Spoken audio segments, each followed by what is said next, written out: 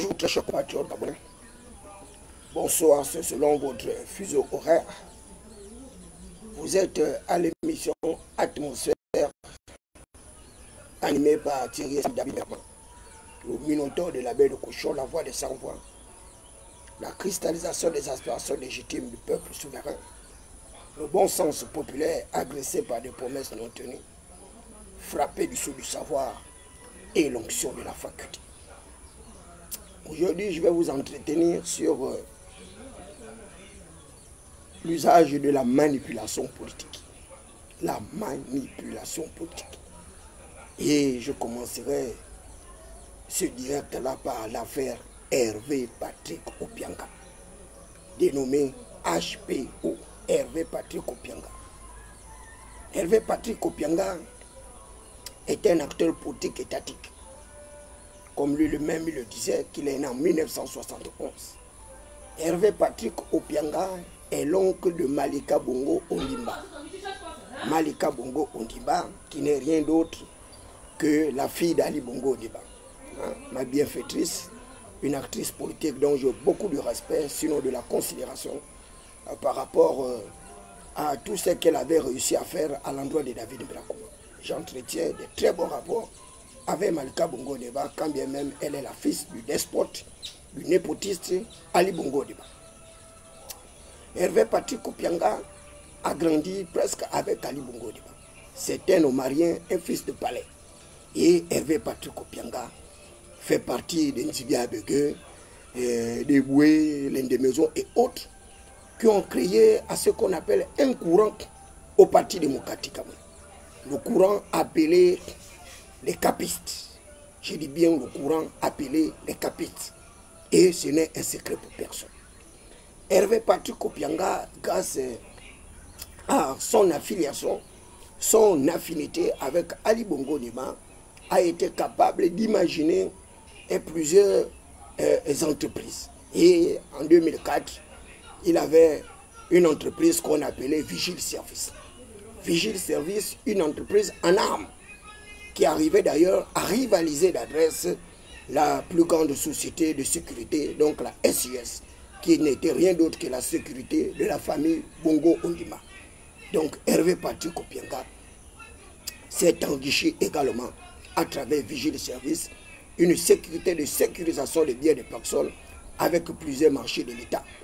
Je le dis en connaissance de cause parce que moi j'ai été à Vigile Service en 2004 comme responsable adjoint du planning, c'est-à-dire responsable du personnel.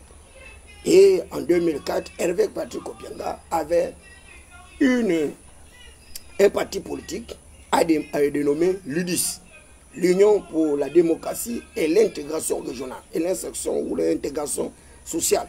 L'UDIS, Union pour la démocratie et l'intégration sociale. Et l'UDIS est une formation politique prospère d'Hervé Patrick Opianga. Et à l'époque, avec Omar Bongo Ondimba, il s'est posé le problème de laisser Hervé Patrick Opianga avec une société armée, mais en même temps acteur politique étatique. Il y avait eu des tractations pour faire en sorte qu'Hervé Patrick Opianga puisse choisir entre faire la politique et être un opérateur économique avec les armes qu'il était. Malheureusement, Hervé Patrick Opianga, avec ses alliés, n'avait pas accepté justement de faire le choix entre sa formation politique et sa société Vigile Service. Et c'est ainsi qu'en 2004, Hervé Patrick Opianga, élève du Parti démocratique gabonais, élève du parti l'UDIS, allons nous rendre justement du côté de bord de mer en 2004, côté de bord de mer. Il s'agissait pour Hervé Patrick Opianga de chercher la légalisation de sa formation politique. Et à l'époque, nous avons pour ministre de l'Intérieur M. Mbaobam, qui est devenu par la suite opposant, comme pour dire que la roue tourne. Et nous avons également Idriss Firmin Ngari comme ministre de la Défense. Idriss Firmin Ngari et Mbaobam vont opposer une fin de non-recevoir dans le processus de légalisation du parti d'Hervé Patrick Opianga. Et nous allons nous rendre dans une marche où le Seigneur m'avait déjà prédit une arrestation. Et malheureusement, vous savez, les voies de la providence sont impénétrables. Donc je vais tenir informer ma grande sœur que j'ai fait un rêve où le Seigneur me disait que je devais aller en prison pour voir ce qui se passe à l'intérieur. Et moi, David Beakouma, j'ai dit jamais, je ne pourrais pas faire une prison pour quelque raison que ce soit. Et je vais tenter de me cacher dans le domicile. Je vais même me faire enfermer dans ma chambre et jeter la clé par-dessus bord. Malheureusement, à une certaine heure, je vais demander à ma grande sœur de m'ouvrir la chambre en pensant que la marche qui devait être initiée par Hervé Patrick Opianga était finie. Et c'est comme ça comme je vais me rendre de côté de bord de mer pour vérifier la fin justement de cette marche. Malheureusement, les voies de la Providence sont impénétrables. Une fois sur le terrain, moi, David Beakouma, je vais me retrouver maintenant être le meneur de cette marche. Parce qu'à cette époque également, Hervé Patrick Opianga me demandait beaucoup de mes conseils pratiques sur le plan politique. Donc j'arrivais à le conseiller sur l'avenir du pays, sur l'implication des partis politiques, etc., etc. Il m'utilisait énormément sur ce plan. Et nous allons commencer cette marche-là au bord de mer. Et malheureusement, cette marche-là va nous causer énormément de problèmes. Et le chef de l'État, Omar Bongo Diba, qui voulait aller à son lieu de travail, va être empêché par les personnes que nous étions à cette époque-là, des milliers de personnes avec des handicapés et autres. Et c'est ainsi que le général commandant en chef de police actuel, qui était commandant, le commandant Goma, va arriver sur le terrain avec 4 agents. Les agents de la brigade anticriminelle.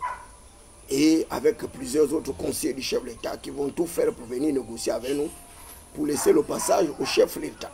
Et nous avons catégoriquement refusé. Donc le chef de l'État va donner l'ordre justement de nous faire chasser de cet endroit tampon, parce qu'à l'époque également il y avait une disposition qui interdisait toute marche du côté de la présidence de la République. J'ai dit bien une disposition, mais nous l'ignorons et nous nous sommes rendus coupables de cette violation-là. Et le commandant Goma, avec le général Ivala, ça vraiment je respecte ce monsieur-là. Monsieur Ivala, c'est lui qui avait donné l'ordre, il a donné l'assaut de mettre fin à tout ce que nous étions en train de faire. Et ils ont commencé à tirer en l'air, lancer des bombes lacrymogènes, et c'est ainsi que nous avions été dispersés. Et Hervé Patrick Opianga va se faire arrêter. Il va se faire arrêter et ensuite Frédéric Bongo va lancer l'assaut sur notre société Vigile Service, où il y avait des vigiles en armes là-bas, bon, qui ne connaissaient même pas que nous étions en train de faire une marche. Et c'est ainsi qu'une chasse aux vigiles va commencer, site par site, pour récupérer toutes les armes. Je vous raconte une histoire que moi-même j'ai vécue et j'étais témoin oculaire. Acteur d'ailleurs, non pas témoin, mais acteur oculaire. Et les agents des forces de défense et de sécurité, les bérets rouges, les gendarmes et autres, vont venir me capturer justement à la société à Glace. Et c'était une période assez exceptionnelle.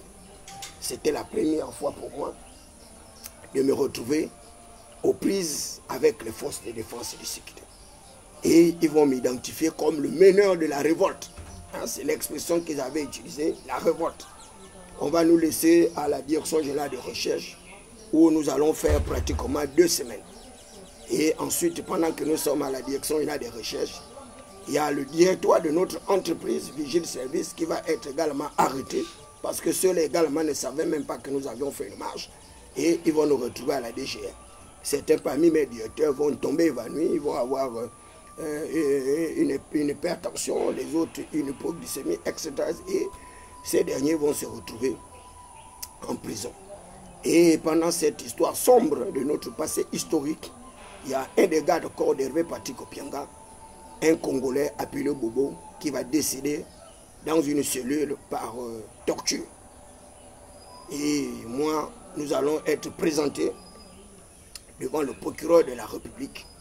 Moi, je vais commencer d'abord ma course par la DGR, 2 semaines de garde à vue, de détention préventive, avec des tortures et des bastonnades chaque matin. Ensuite, on va m'amener à la police judiciaire. Là-bas, je vais rencontrer une fois de plus le commandant Goma qui nous avait fait arrêter.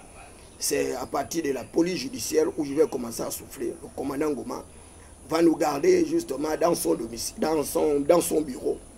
Et il va nous acheter de la nourriture. Et Hervé Patrick Opianga également était dans l'autre pièce, dans le bureau du commandant Goma.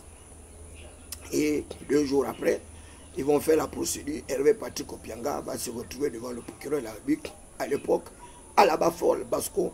Et Hervé Patrick Opianga va être incarcéré avec pour chef d'accusation attroupement armé et exercice illégal, disons, de cette marche.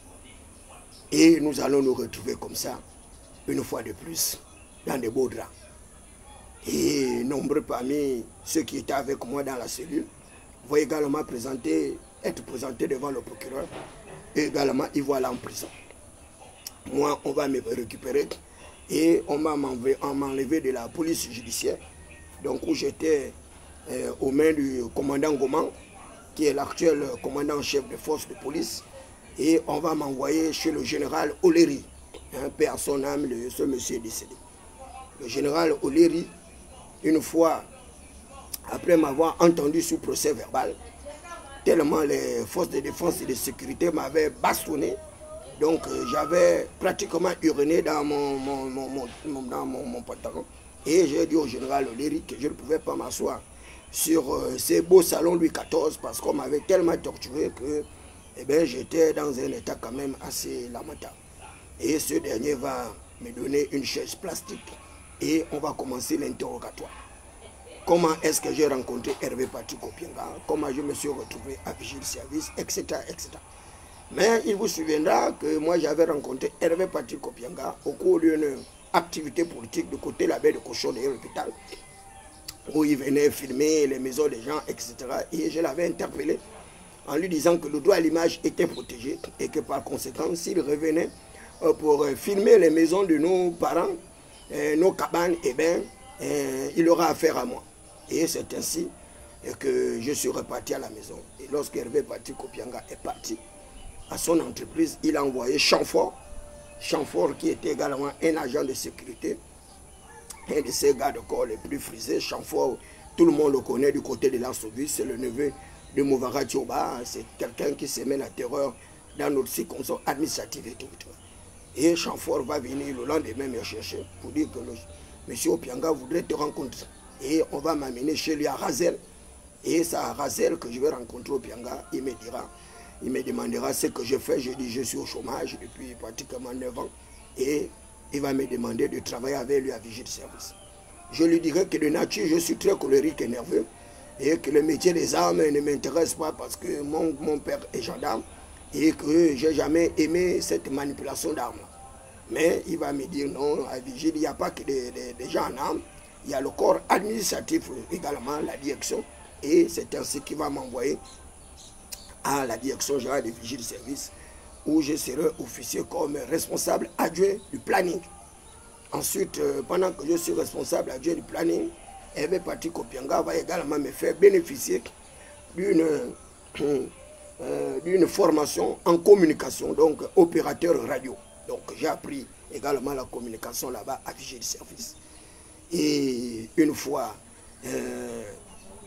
à Vigile Service, je vais avoir mon premier salaire et Hervé Patrick Opianga va décider de construire la maison à une maman chez nous qui était en situation d'errance avec sa famille. C'est la première maison que je vais faire construire par le canal des non politiques à derrière l'hôpital. Donc Hervé Patrick Opianga. J'en ai 5 comme ça construites à derrière l'hôpital par le canal des hommes politiques.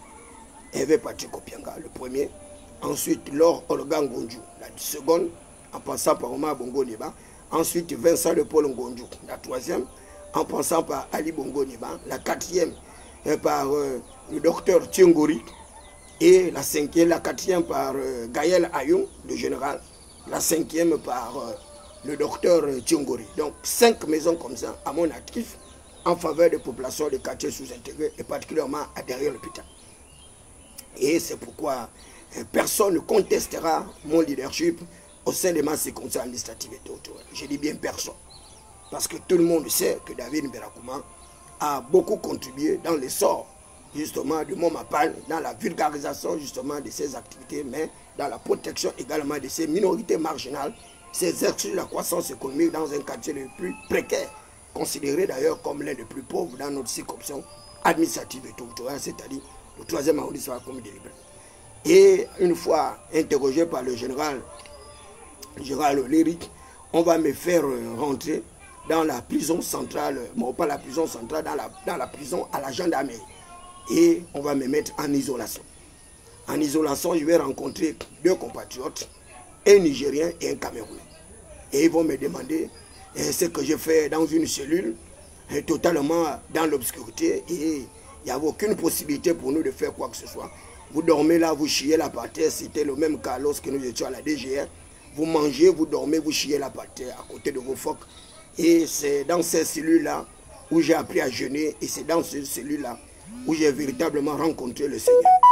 Le Seigneur qui m'a dit, ne te plains pas, je t'ai envoyé dans cette cellule pour que tu puisses voir les conditions des détenus et mieux apprécier tes exigences lorsque tu feras de la politique.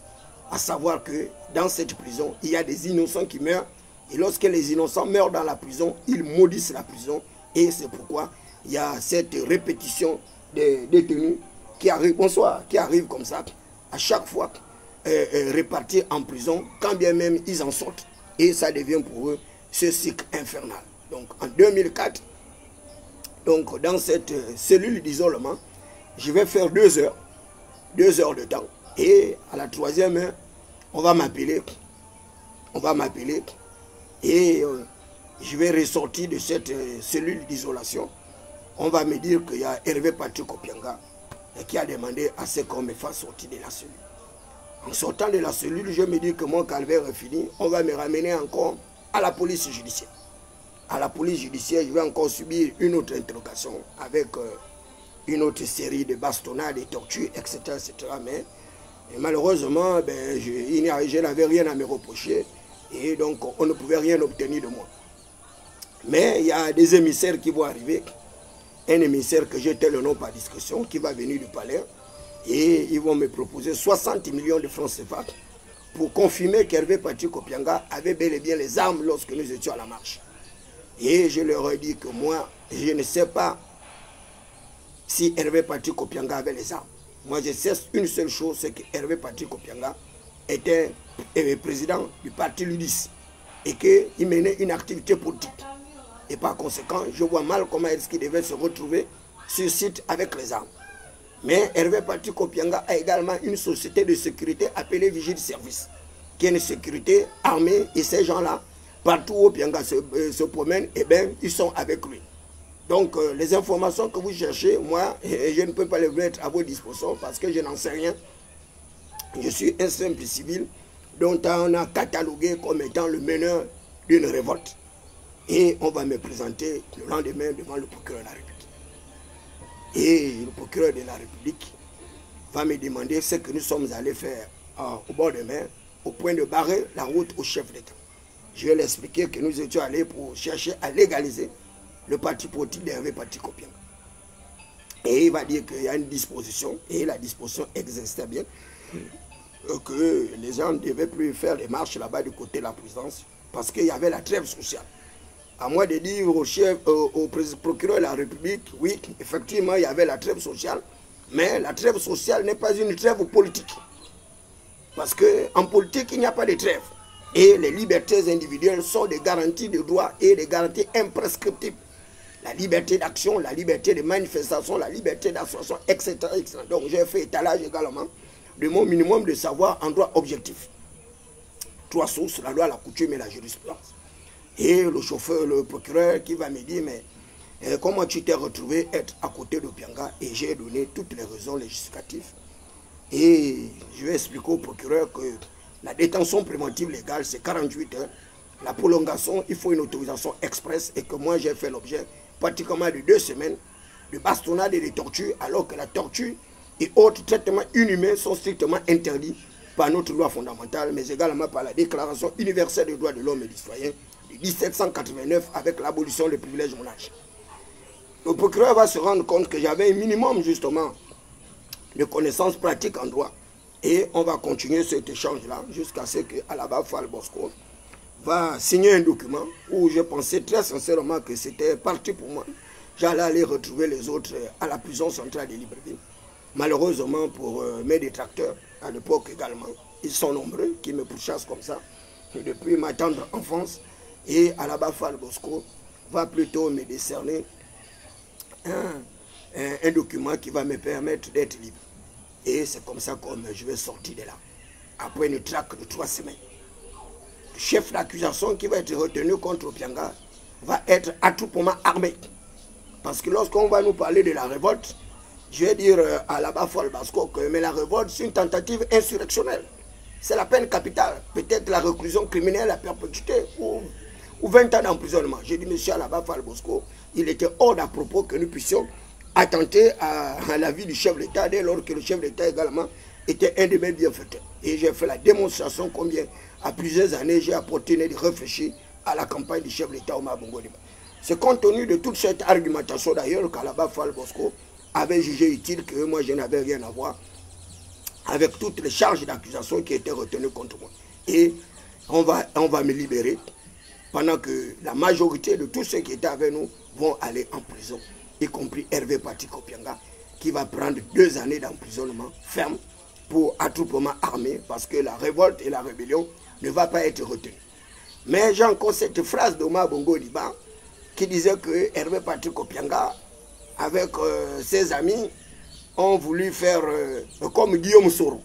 Parce que c'est à cette époque-là également que Guillaume Soro avait commencé à mener une rébellion en Côte d'Ivoire contre Laurent Gbagbo. Bref, ça c'est un rappel de faits historiques pour les gens, pour que les gens puissent comprendre un peu la trajectoire destinale d'Hervé Patrick Opianga.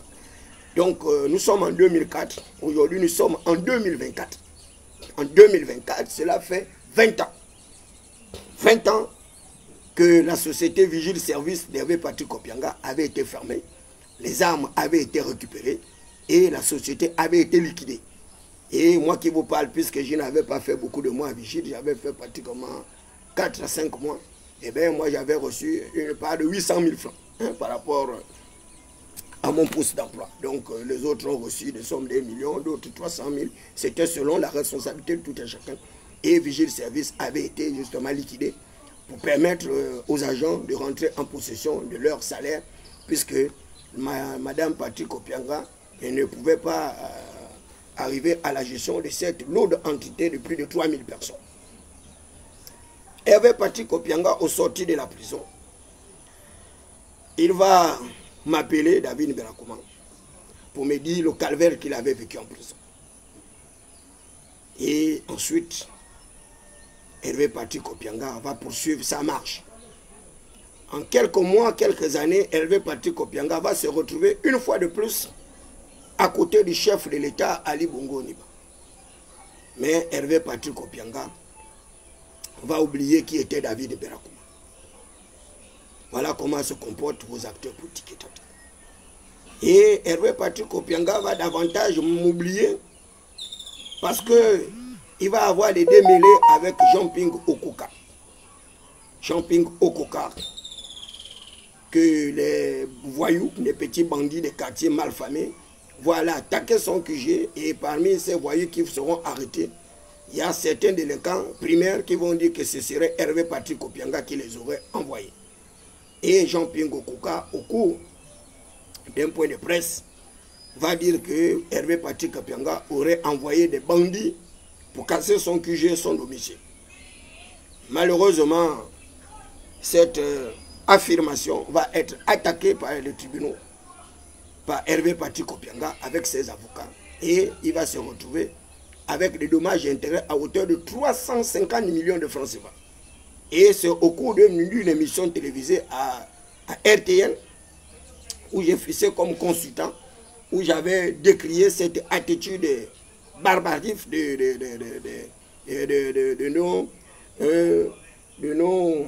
nos magistrats.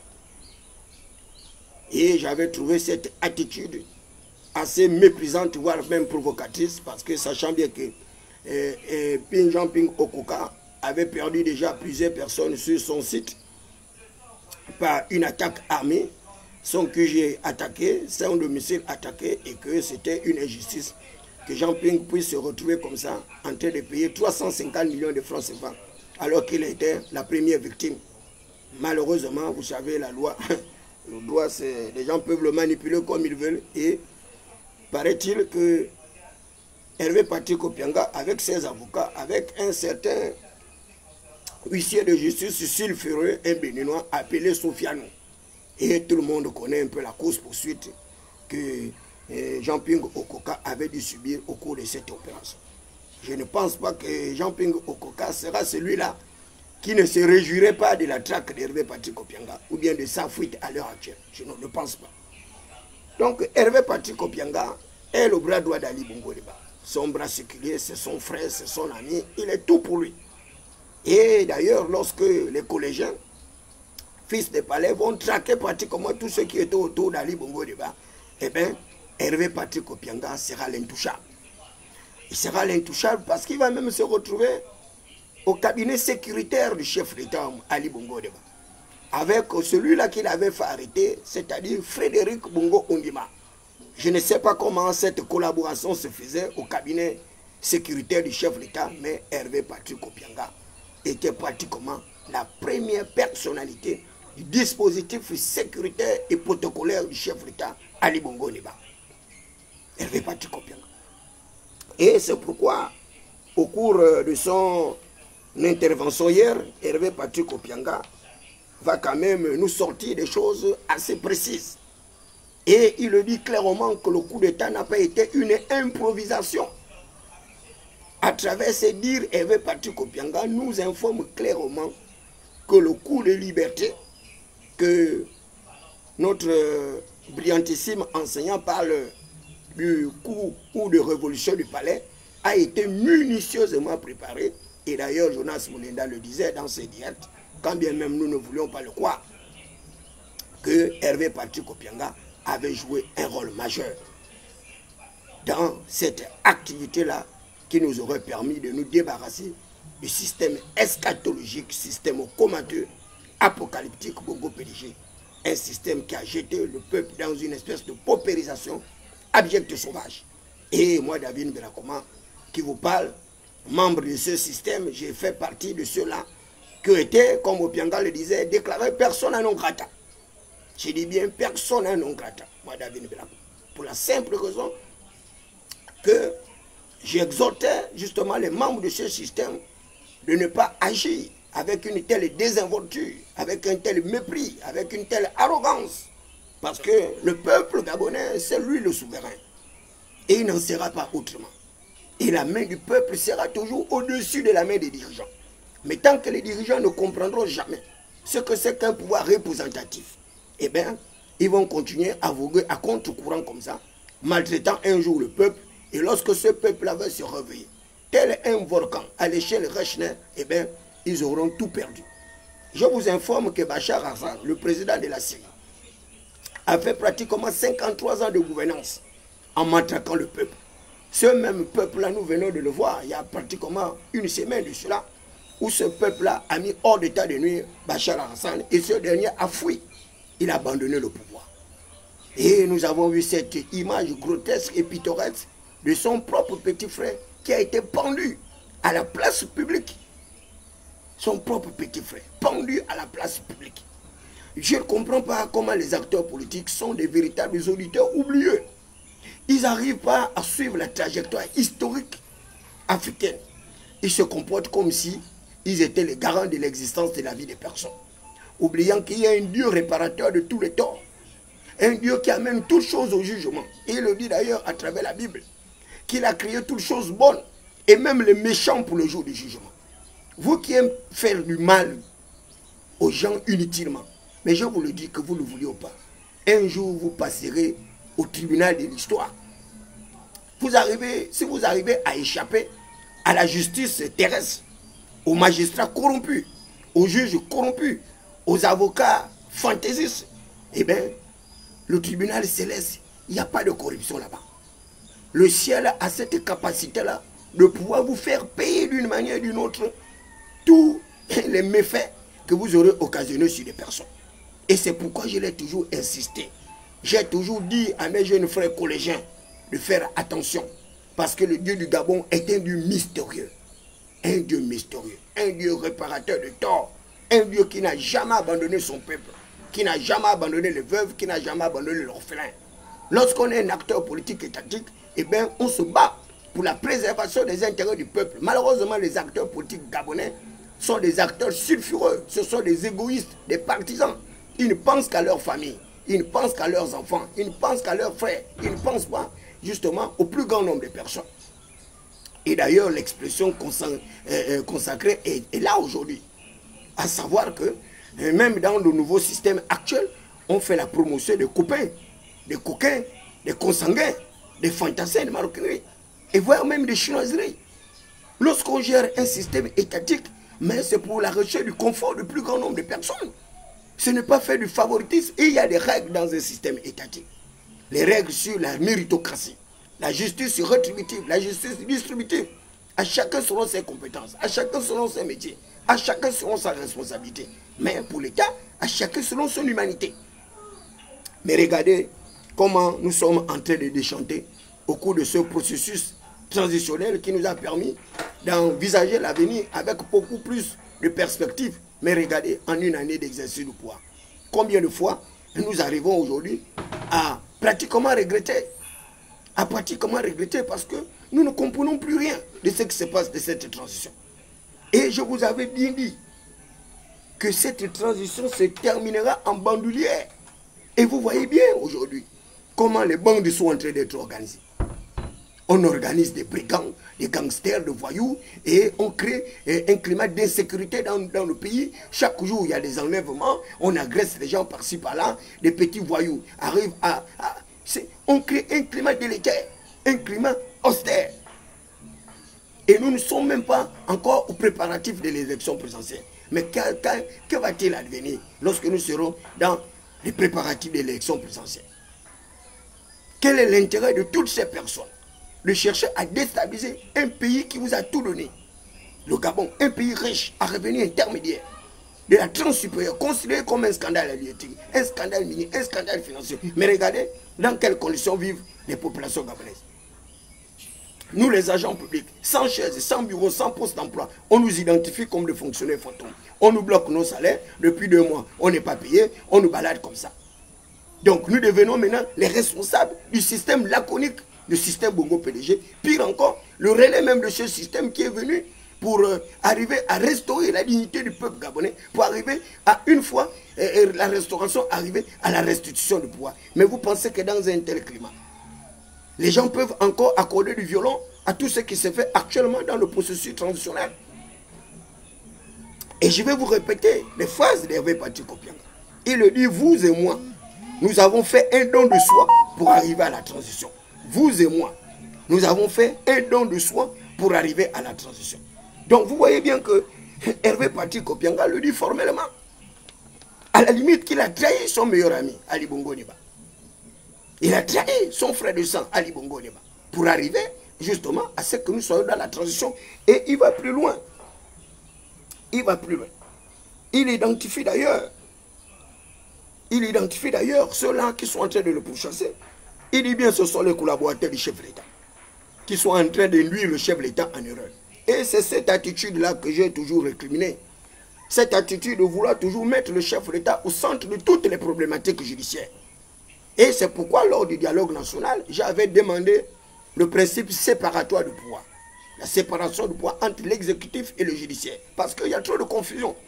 Vous voyez comment Hervé Patrick Opianga lui-même, il le dit bien, qu'il y a un groupuscule de personnes tapées dans l'ombre des arcanes secrets du pouvoir, qui suscitent des querelles, qui suscitent des prises de position, et on dit encore que c'est le chef de l'État. Mais non, il y a le principe de la responsabilité individuelle, la responsabilité du fait personnel. La loi dispose que tout homme qui cause un dommage à autrui doit réparer le préjudice. La responsabilité du fait personnel. Moi, je vois mal pourquoi est-ce qu'on ramène toujours tout à Brice Clotaire Oligui Nguema. Et j'insiste que lorsque Hervé Patrick Opianga, comme il le dit bien, qu'il a fait partie intégrante pour pouvoir libérer le peuple justement de ce système-là, système Bongo PDG qui nous a tous meurtris. Il dit bien qu'il était acteur, qu'il n'y a eu aucune improvisation et qu'il a consulté toutes les personnes de fil en aiguille et pendant très longtemps. Donc c'est un coup qui a été minutieusement préparé. Et une fois ce coup minutieusement préparé, mais on a bien vu que le détenteur exclusif du pouvoir, Brice Koto Oligui Nguema, n'a pas fait preuve de méconnaissance à l'égard d'Hervé Patrick Opianga. Il a bien nommé Hervé Patrick Opianga ministre des Mines. Ça, Oligui Nguema n'a pas transigé. Il n'a pas cherché à savoir si Hervé Patrick Opianga avait des compétences dans le domaine ou autre. Il a nommé ministre des Mines. Par reconnaissance du travail qu'il a effectué dans ce qu'ils ont fait. Mais n'oubliez pas que c'est vous, les Gabonais, qui avez récusé le fait que Hervé Patrick Opianga soit aux côtés du chef de l'État. Et cette attitude-là a été amplifiée par les activistes que vous êtes. Mais pourquoi est-ce que vous n'arrivez pas à dire la vérité? Ceux qui ont amplifié justement la chute d'Hervé Patrick Opianga, mais c'est Stéphane Zeng avec Landry Washington qui ont matraqué psychologiquement Hervé Patrick Opianga pendant des semaines, des jours et des heures. Qui ont matraqué d'ailleurs même le chef de l'État pendant des jours et des heures. Et Hervé Patrick Opianga est le premier initiateur de la plainte.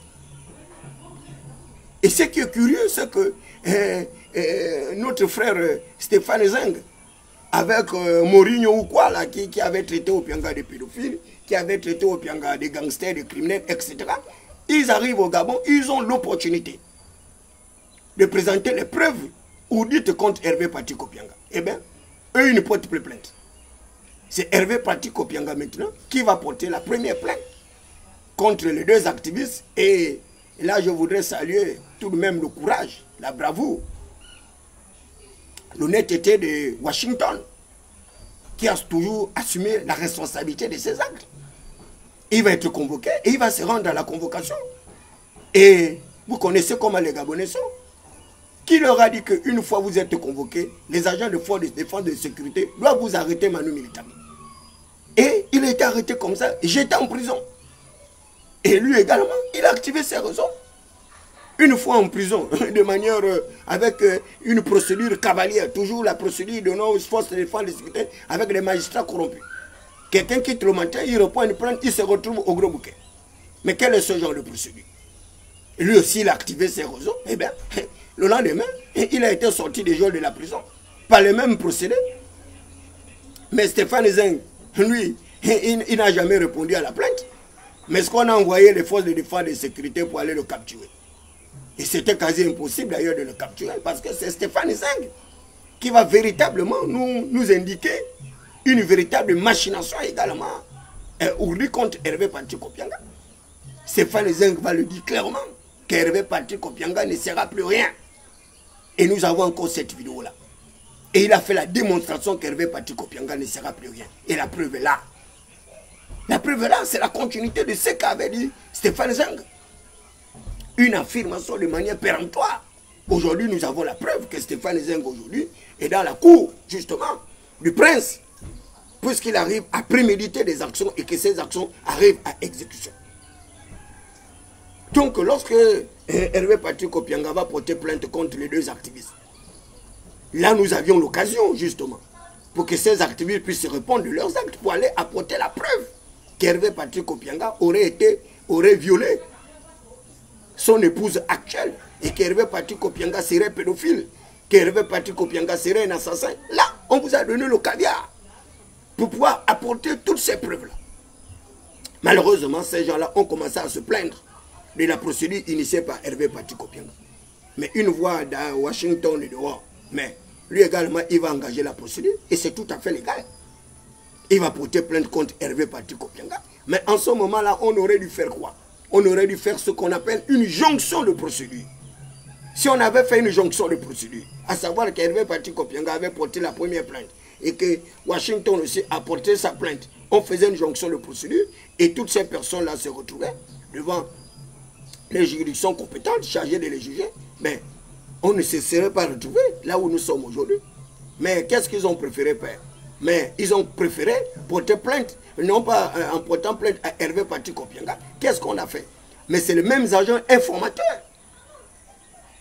Je dis bien les mêmes agents informateurs qui donnent des informations à Jonas Bouleda. Et aujourd'hui, vous voulez traquer Jonas Bouleda. Mais à travers Jonas Bouleda, nous arrivons à avoir des informations que même nous qui sommes sur le territoire national, nous n'aurons jamais. C'est vous qui donnez les informations à Jonas Moulinda. Et c'est vous qui voulez le traquer. Non, c'est de la manipulation. Moi, j'appelle Jonas Moulinda de mettre à nu toutes ces personnes-là. De commencer à dévoiler toutes ces sources-là. De toutes les façons, qu'on le veuille ou pas, Jonas Moulinda, vous serez toujours informé. Mais ces mêmes sources-là qui veulent vous décapiter, qui veulent comme ça vous extraire, il faut les vendre. Donnez ces sources-là, donnez leur nom. Et moi, je sais que tu as les preuves de ce que tu dis. Et ce n'est pas la première fois que tu apportes les preuves de ce que tu dis. Tu as les audios, tu as, les envois d'argent, etc., etc. À l'époque de Brice Lacuche Chalianga, je sais que tu recevais de l'argent. Et je sais le canal par qui tu arrivais à avoir de l'argent. Pour que Brice Lacuche Chalianga ne soit pas attaqué avec Patrici Tarnaza et autres. Et c'est pareil. Ces gens-là sont tapis toujours dans les arcanes secrets du pouvoir. Et ce sont eux qui te donnent des informations précises. C'est grâce à Moulinda que nous avons appris que César Opianga avait été arrêté. Et pourtant, nous sommes sur place. Avec tous les moyens de communication mis à notre disposition. Avec toutes les chaînes de radio, de télévision, avec tous les activistes, etc. Qui avait su que César Opianga était incarcéré? Qui avait su que l'épouse d'Opianga, bon, pas l'épouse, la concubine d'Opianga avait été arrêtée? Personne. Mais aujourd'hui, Moulinda est devenu le véritable réseau d'information des Gabonais. Mais c'est tout le même dommage et regrettant. Mais nous avons un ministre de la communication, nous avons tous les services concernés par la question. Mais que fait le gouvernement d'Ossima? À part traquer les paisibles citoyens, à part traquer les menus frétins, ils font quoi? Là, c'est Hervé Patrick Opianga. C'est vous qui avez fait partie Hervé Patrick Opianga. Et il a dit clairement qu'il avait été avisé et qu'il y avait un complot qui devait être ourdi contre sa personne. Pour une fois de plus, le ramener 20 ans en arrière, accusé pour une tentative de déstabilisation, un complot, ou dit contre les institutions. Quelle institution où Opianga devait faire un complot? C'est quel type d'institution? C'est quel type d'institution? Nous sommes encore dans le processus embryonnaire de la reconstruction de nos institutions. Mais c'est quelle institution qu'on nous dit qu'Opianga aurait tenté de déstabiliser? On ne comprend rien. Et ces gens-là qui l'ont informé, mais Opianga, aussi malin et intelligent, avec les avocats tels que les avocats comme Maître Gisèle Eyui, avec le sulfureux que vous connaissez, Maître Vergès du Gabon, que je ne citerai pas le nom pour ne pas lui faire de publicité. Mais ces gens l'ont bel et bien formé Opianga. Il a porté plainte encore contre X et en indiquant déjà qu'on voudrait lui faire porter le chapeau d'une tentative de déstabilisation de l'État. Vous voyez comment quelqu'un, hein, celui-là dont on dit n'avoir pas fait les études, comment il arrive à être plus intelligent que les docteurs, que les mages, les savants de notre pays, les concepteurs de Cuba, dans le seul but de détruire les carrières de vie des gens, dans le seul objectif de mettre en mal la transition. Et ils accusent tout le monde. La réalité, c'est vous qui êtes des conspirateurs de Brice Oligui Nguema. Vous qui êtes à ses côtés, c'est vous les déstabilisateurs. Vous montez les complots contre les gens, vous êtes les premiers à informer ces gens-là sur le complot. Vous aurez voulu quoi? Qu'Opianga puisse rester là. Et vous n'arrivez même pas à étudier l'opportunité même. L'opportunité même de vos charges. C'est quand même incroyable. Vous portez plainte à quelqu'un contre un viol d'une femme qui habite avec lui, avec qui il a les enfants. Un viol qui s'est passé il y a combien de millénaires depuis Mathieu Zulem. Mais c'est quand même incroyable. Mais vous êtes quand même des juristes, vous savez qu'il y a les délais de prescription d'une action judiciaire. Il y a plus de 20 ans. Soit dit qu'Opianga a violé cette fille-là qui est devenue sa femme, qui est d'ailleurs la fille de sa femme. Vous ne voyez pas que cette procédure, elle est bancale?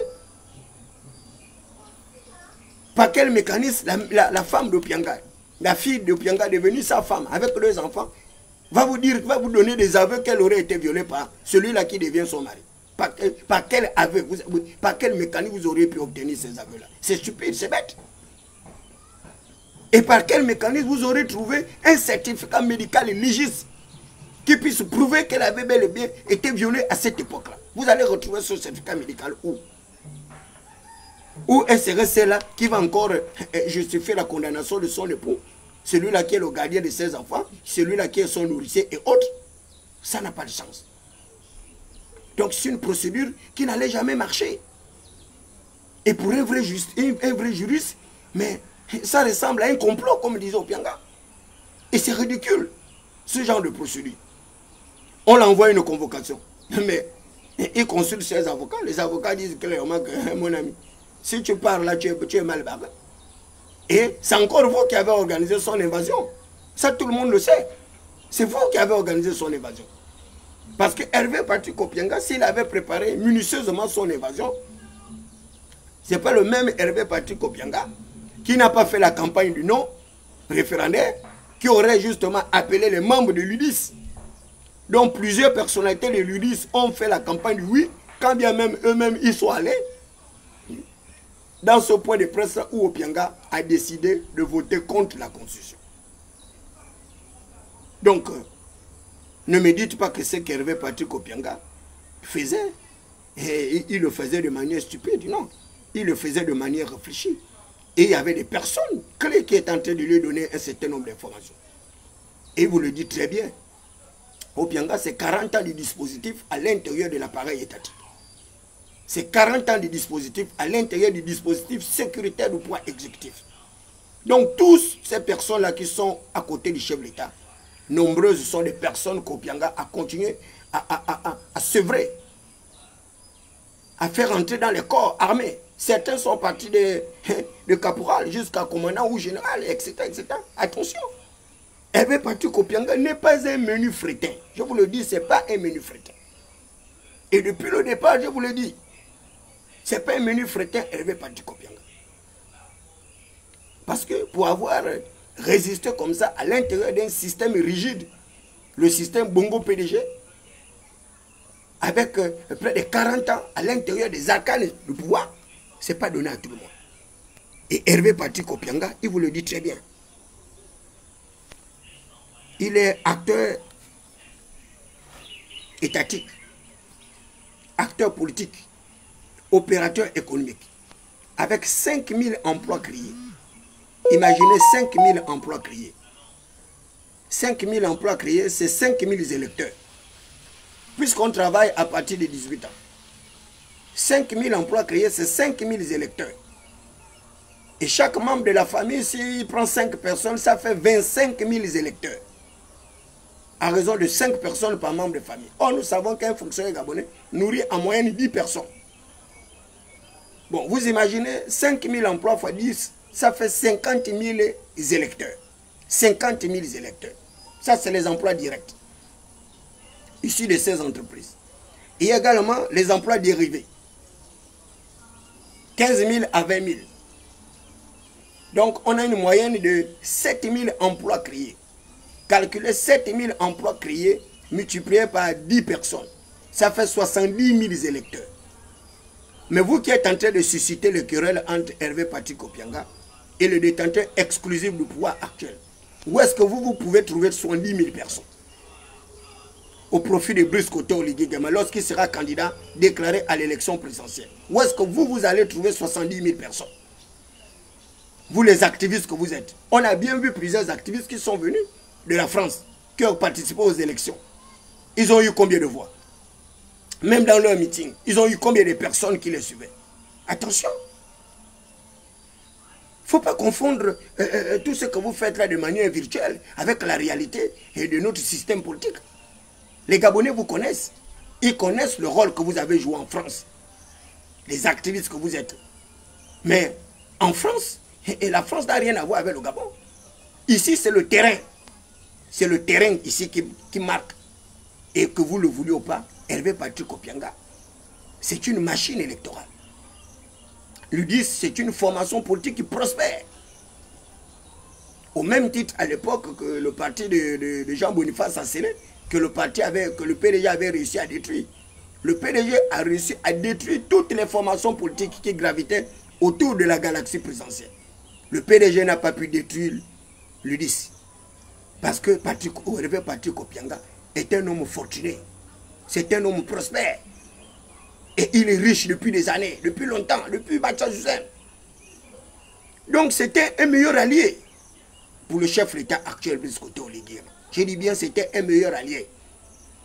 Sur le plan politique, sur le plan d'unité productive, la création des emplois, sur le plan de la protection, la sécurité intérieure de notre pays, et sécurité même extérieure. Hervé Patrick Opianga était un maillon de la chaîne. Donc, ce n'est pas comme ça qu'on aurait dû régler cette affaire. Vous-même, vous avez tout fait.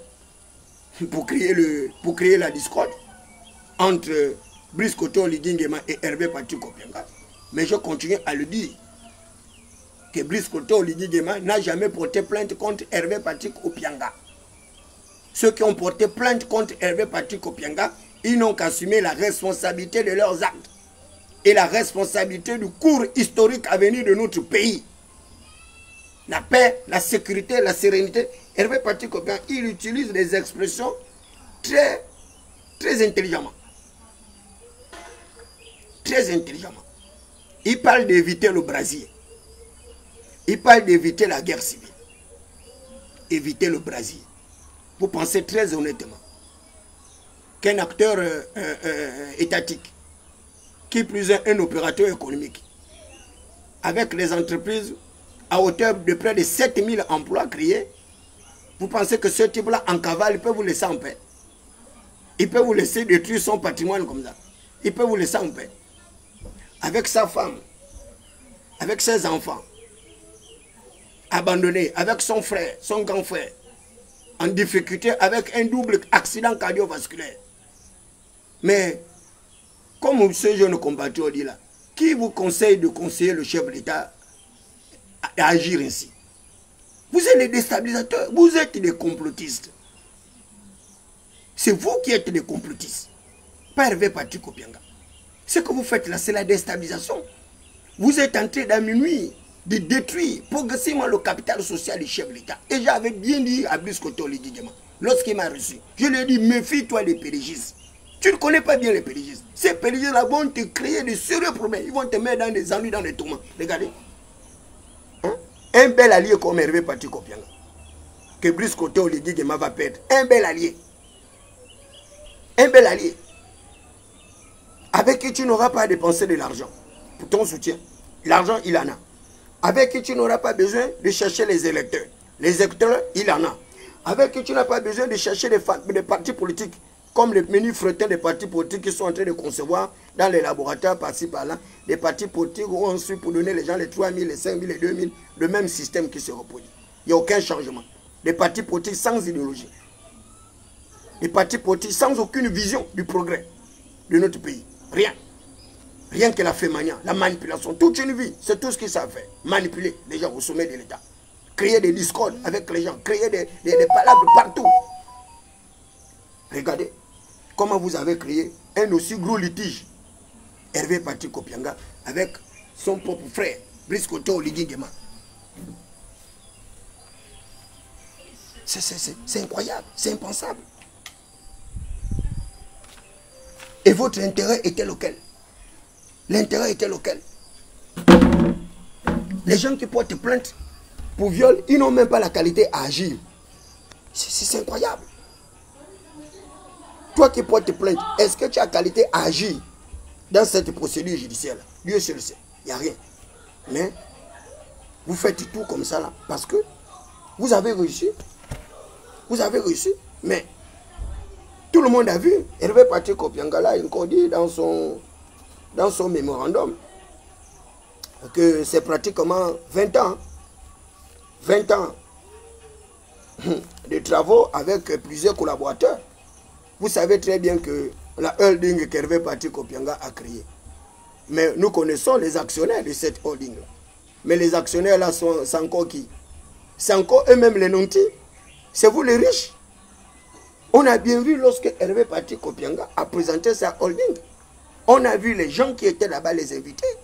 Les Michel Songué, le président directeur de BGFI, comment on l'appelle, le monsieur Kofoufo, Jean Oyima, Claude Oyima, il y avait que la haute société, les riches que vous êtes. Mais vous êtes en train de scier la branche sur laquelle vous êtes assis. Parce que cette société-là, si c'est Hervé Patrick Opianga, l'administrateur général de cette structure-là, mais elle va mourir. Parce que qui va arriver à payer toutes ces personnes? Voilà des Gabonais que vous allez mettre au chômage à cause de votre course, votre poursuite effrénée pour le pouvoir. Le pouvoir pour le pouvoir. Mais c'est dommage. C'est une seule chaise au sommet de l'État. Mais je ne comprends pas les Gabonais. Comment ils sont si assoiffés de pouvoir? Je ne comprends pas ce pays-là. Mon père Jean-François Toutou-Memani disait ceci. Ceci, qui veut dire corriger, enseigner, convaincre, instruire. Que les individus doivent avoir les ambitions de leur propre mesure. Les individus doivent avoir les ambitions de leur propre mesure. Mais regardez les Gabonais comment ils sont. Ils ont des ambitions démesurées. Je vous dis, tous les gens que Brice Côté Oligui Nguema a mis à côté de lui là. Les petits malfamés de nos quartiers là. Qui pensent que c'est leur tour maintenant de la mangeoire. Qui ont maintenant des dents ulcérées. Qui veulent maintenant péter plus haut que leur postérieur. Qui ne veulent plus reconnaître qu'ils sont les enfants des bas quartiers comme David Mbelakouma. Et qui doivent être à leur place. Mais qui veulent maintenant des places très élevées. Mais vous ne connaissez pas ce que c'est qu'une révolution. Dans tous les processus de révolution, il y a les faiseurs de révolution. Ensuite, il y a les jouisseurs. Les faiseurs de révolution, les meneurs. Ensuite, il y a les jouisseurs. Et dans la plupart des cas, les jouisseurs ne sont jamais les meneurs de révolution. Parce que les jouisseurs n'iront jamais sur le terrain. Les jouisseurs ne prendront jamais les risques. Moi, quelqu'un vient de m'envoyer là une vidéo là de Stéphane Zeng, pris en partie par la fille qu'il accusait de faire des placements. Ça peine si la fille a de gifler, s'il a les fouilles. Et vous pensez qu'avec des acteurs comme ça, quand la surchauffe va arriver dans le Gabon, là, quand la pression atmosphérique va arriver pendant le processus électoral, là, ce sont ces gens-là que ceux qui Brice Côté Oligui Nguema va compter. Des menus frétins qui n'ont même pas 10 personnes, qui n'ont même pas de politique, il n'y a rien. Au lieu de manger votre argent tranquillement, vous êtes en train de détruire la politique du chef de l'État. En train de détruire ces relations que vous avez trouvées. Le chef de l'État avait ses amis, avec qui ils étaient en bon terme. Vous êtes venus, vous avez tout détruit en une année. Regardez du côté de Port-Gentil. Un monsieur comme Gabriel Tchango.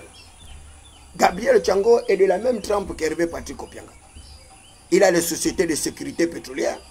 Il a des sociétés de transformation industrielle, etc. Lui aussi pareil. Il a des entreprises de près de 3000, 2000, 3000 personnes. Gabriel Tchango. Et c'est depuis des années qu'il est comme ça. Un monsieur fortuné. Il est connu à Port-Gentil comme un homme fortuné. Et sa richesse se voit. Ils ont tout fait de le mettre en difficulté avec le chef de l'État. Gabriel Tchango, il est retranché là-bas à Port-Gentil dans son camp. Regardez comment ils sont en train de détruire tous les piliers. Ali Bongo n'est pas commencé comme ça. À Port-Gentil, ils ont déjà détruit là-bas. Le pilier Gabriel Tchango avec Michel Essongué, qui a déjà perdu plusieurs parts de participation récupérées par l'État gabonais, c'est une bonne chose, mais c'est bien, mais il faudra assumer la suite. Dans le Haut-Togo, ils ont déjà attaqué Hervé Patrick Opianga. Et de toutes les façons, là-bas aussi, il y a plein de récalcitrants là-bas. N'oublions pas l'affaire justement de notre maman nationale, avec toutes les récriminations dont elle avait accusé notre héros national. Bref, du côté de Yem, n'en parlons pas, c'est le canton Bissok aujourd'hui qui a la mangeoire. Hein? C'est le village du père d'Oligui Nguema et qui a toutes les faveurs et privilèges, mais dans les autres villes et villages, il n'y a rien. Bon, quand cela ne tienne, continuez à blaguer avec votre vie. C'est vous qui voulez le pouvoir.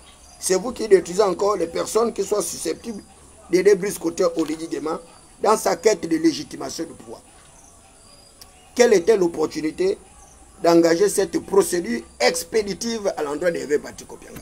L'opportunité était où? Moi, je vais dire que non, il faut dire Opianga que celui qui ne se reproche pas de rien ne doit pas fuir. Mais il a fui parce que sa vie était menacée. Il a fui parce que sa vie était menacée. Il n'a pas fui parce qu'il reconnaît avoir violé son épouse, la mère de ses enfants. Il n'a pas fui pour cela, parce qu'il vous sera difficile d'engager une telle procédure. C'est une procédure qui ne peut pas prospérer dans un vrai état de droit. C'est une procédure bancale qui ne marchera pas. Il faut trouver d'autres charges d'accusation. Si c'est l'accusation, si c'est le viol là, si cette fille-là, ça ne peut pas, ça ne prospère pas. Ça ne marche pas. Ça ne marche pas. Aujourd'hui, la personne a plus de 30 et combien les années, machin, près de 40 ans ou combien. Mais arrêtez, les amis. C'est pas comme ça. Lorsque vous voulez ficeler un dossier judiciaire contre quelqu'un, prenez la peine de bien travailler ce dossier-là. Pas faire ce que vous êtes en train de faire là. Ça, c'est la rigolade. Ça, ce n'est pas des dossiers montés dans un véritable cadre judiciaire. Non. Ce sont des dossiers bancals mal montés et ça ne peut pas prospérer dans un véritable état de droit. On vient de lire la Constitution. Vous-même, vous étiez là. Vous avez fait la propagande du oui constitutionnel. La Constitution dit quoi dans plusieurs de ses articles? Elle parle de la garantie de représentation. La garantie de représentation. La garantie de représentation. Opianga, les avocats, l'objectif de le faire fuir, c'était quoi? Quel était l'objectif de le faire fuir? Parce que vous savez pourquoi il fallait le faire fuir. Et c'est vous-même qui l'avez fait fuir. C'est encore Opianga serait sorti de la ville là comment? Et je le disais une fois de plus il n'y a pas longtemps à Bruno Ben Mobamba qui disait qu'Opianga serait mort. Vous voyez comment les gens arrivent à emmerder les autres. Ils jouent avec des informations. Je l'avais bien dit que moi, toi quand tu dis qu'Opianga est mort là, est-ce que tu connais les conséquences d'une telle information? Pourquoi vous êtes des menteurs comme ça? Voilà Opianga en vie. Et Dieu seul sait là où il est. Et je vous le dis, les amis, l'insécurité que vous avez créée là, mais c'est bien pour vous. Je pense que quand vous avez vu Opianga sortir de sa cachette, mais c'est de manière stratégique. Opianga, tout le monde connaît qui est Opianga. C'est quelqu'un qui peut vivre dans tous les déserts. C'est un fils de la rue. Opianga est un fils de la rue. Et je voudrais dire à tous ces compatriotes-là, vous qui flottez avec le pouvoir, je vous dis, si le pouvoir vous recrute comme un bandit, vous allez mourir bandit. Le pouvoir ne peut pas vous recruter comme un bandit et puis vous laver. Ce n'est pas possible. Quel que soit ce que vous allez faire, quel que soit le rôle que vous allez jouer, le pouvoir vous prendra toujours comme un bandit. Quand le pouvoir t'a recruté comme un gangster, tu mourras comme un gangster. Nous connaissons l'affaire Fantomas. Comment le pouvoir qu'il avait recruté pour faire les basses besognes, on sait comment Fantomas a terminé sa course. Pour chasser par le pouvoir. Pour chasser par le système. Parce que tellement il avait déjà un réseau d'informations qu'il fallait le neutraliser. Le système l'a neutralisé. On n'a pas attendu le procès. On a tué Fantomas avant le procès. Mais est-ce que c'est aujourd'hui que vous ne connaissez pas cela? Kango Komo, un sujet camerounais. Le système l'avait utilisé comme un gangster. Un sémeur de la terreur. Un criminel routier dans les PK. Un bon matin, le peuple en avait marre. On l'a attrapé au PK5. Quand il y a eu la surchauffe, ils l'ont brûlé, saucissonné, le piment, l'arôme à Kango Komo. On l'appelait John Travolta. Il est mort dans des conditions les plus lamentables. Bombo Mita, recruté comme un criminel, un gangster, un bandit. Bombo Mita est mort dans des conditions inélucidées. Après avoir fait sa confession de tous les malheurs dont il était la cause au plus grand nombre de personnes. Donc, faites l'apologie des gangsters. C'est très bien. Vous avez choisi d'être gangster non, du système. Soyez des gangsters du système. Mais je vous dis, vous mourrez en gangster. Vous ne mourrez pas en ingénieur. Vous ne mourrez pas en docteur. Vous ne mourrez pas en savant. Vous ne mourrez pas en infirmier. Vous ne mourrez pas en précurseur. En instructeur. Vous mourrez en gangster, en bandit. Parce que les choses en bandit se règlent en bandit. Vous avez vu? 20 années après, Hervé Patrick Opianga, rattrapé par le cours de l'histoire, 20 ans après, qui l'aurait cru? 20 ans après. Au moment où je vous parle, il y a des gens qui se réjouissent de la chute d'Hervé Patrick Opianga, telle qu'elle avait été prédite par Stéphane Zenk. Les gens se réjouissent. Un homme comme Jean Pingo Koka, il est content. Il est très heureux. Et il y a beaucoup de familles comme ça, qui sont heureuses. Mais il y a également beaucoup de familles qui sont malheureuses. Parce que leur avenir est compromis. Leur avenir est compromis. Ces familles-là qui travaillent dans les sociétés d'Hervé Patrick Opianga, sans compter les membres de sa formation politique. Vous savez que le championnat a démarré. Et Brice Koto Ligui Guéma a mis tous les moyens parce que j'ai rencontré un membre du staff technique du football gabonais qui m'a dit que Brice Koto Guéguéma a mis les moyens jusqu'à ce que le championnat prenne fin. Donc il n'y aura pas d'interruption pour dire que non, il y a l'argent qui manque par-ci, par-là. Non. Mais regardez comment ces gens-là ont détruit la politique de Brice Koto Guéguéma en une année. Il y a les crimes rituels dans le pays. Il y a ce jeune compatriote qui a tué 4 personnes à Franceville. Jusqu'à présent, l'affaire n'a pas avancé. On ne connaît pas les commanditaires, mais on chuchote seulement les noms des commanditaires. Voilà une affaire que la justice devait nous éclairer. Non, celle-là, ce n'est pas une urgence. L'urgence, c'est le pseudo-viol d'Hervé Patrick Opianga, avec d'autres éléments en charge d'une tentative de déstabilisation que sais-je qu'ils ont trouvé à son domicile. Après, oh, vraiment, c'est impensable. Voilà le petit Yohan qui a assassiné une jeune fille avec son frère après l'avoir violée. Il était en prison, mais les mêmes magistrats véreux l'ont extrait de la prison avec des procédures contrefaites, des procédures falsifiées, des procédures aléatoires, parce que c'est les fils des nantis, ils ont de l'argent. Il se retrouve en France. Chaque jour, il fait la vidéo. Il danse, il est content, il est heureux. Mais il y a une maman qui a perdu sa fille, qui n'arrive pas à avoir le sommeil, parce qu'elle réclame la justice. Où est la justice gabonaise? Où est la justice gabonaise? Tout à l'heure, là, Bénin Guambina, il parlait de la task force qui était initiée par le chef d'État, par le canal de plusieurs de ses collaborateurs. La task force aujourd'hui, elle a donné quoi? Il a décrit. Allez-y écouter. Bénin Guambina. Pourtant, Bénin Guambina était membre important dans le dispositif du chef d'État, dans le cas de la restauration des institutions et la restitution. Mais regardez comment il a peint la task force. Cette task force qui nous bloque les salaires aujourd'hui, alors qu'on n'a rien fait. On nous traite de fonctionnaires fantômes. La restauration, c'est ça là, la restauration.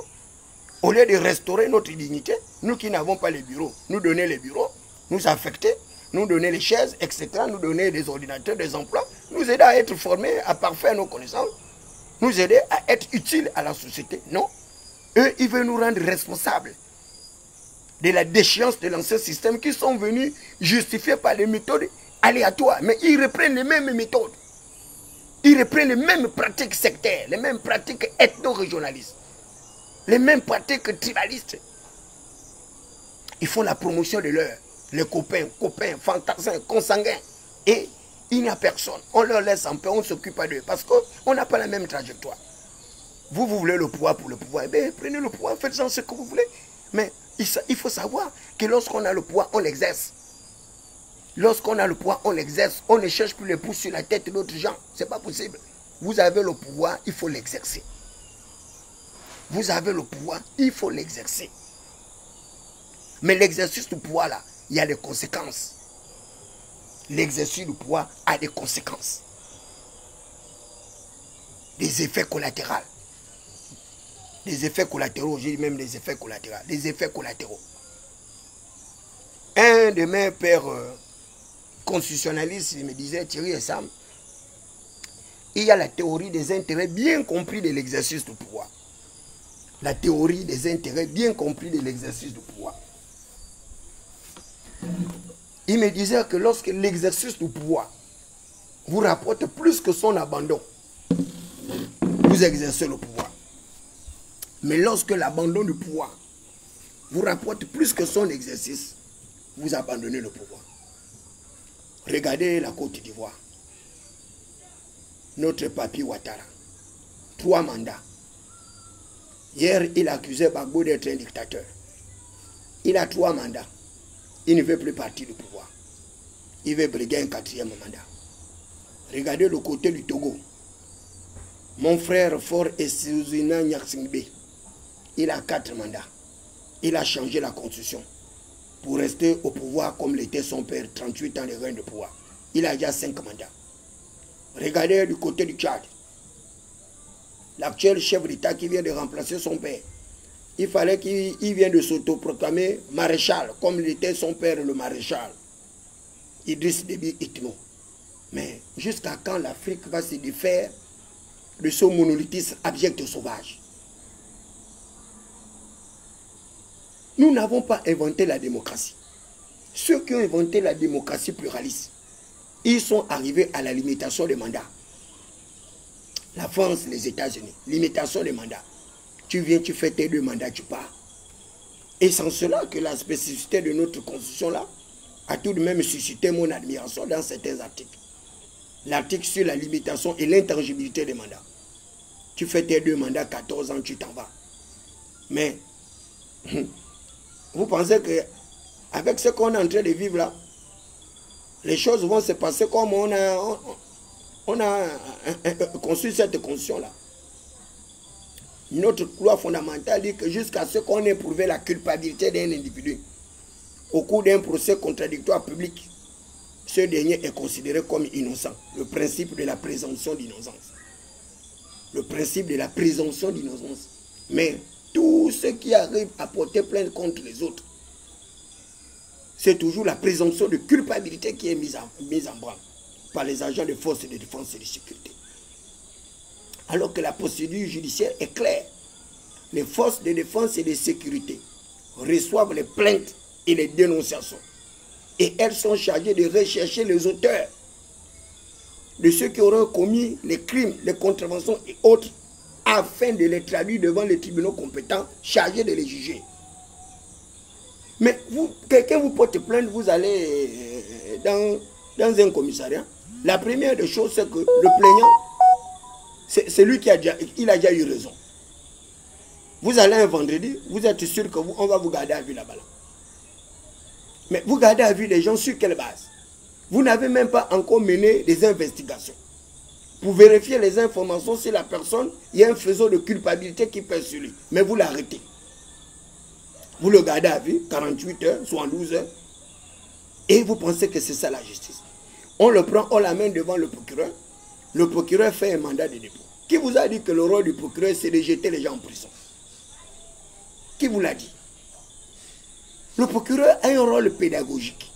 Le procureur a un rôle didactique. Le procureur a un rôle préventif. Le procureur, c'est l'avocat de la société. Mais c'est quel avocat qui a cette tendance à jeter ses clients en prison? Je n'ai jamais vu au Gabon où on voit ça. Une telle légèreté de prendre les mandats de dépôt pour jeter les gens en prison, c'est pas croyable.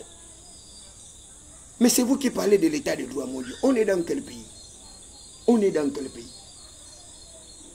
Voilà, Hervé Patrick Obianga.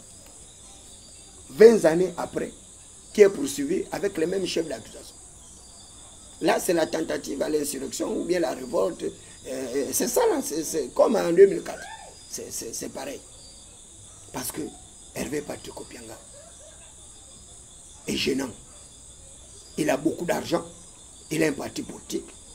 Et comme c'est quelqu'un qui a une grande gueule comme David Brakoma, qui ne veut jamais fermer sa bouche, au lieu de se concentrer sur ses activités où il a employé beaucoup de gens, hein, il a voulu se mêler de tout et de rien du tout. Et voilà, maintenant, aujourd'hui, il est en Gabon.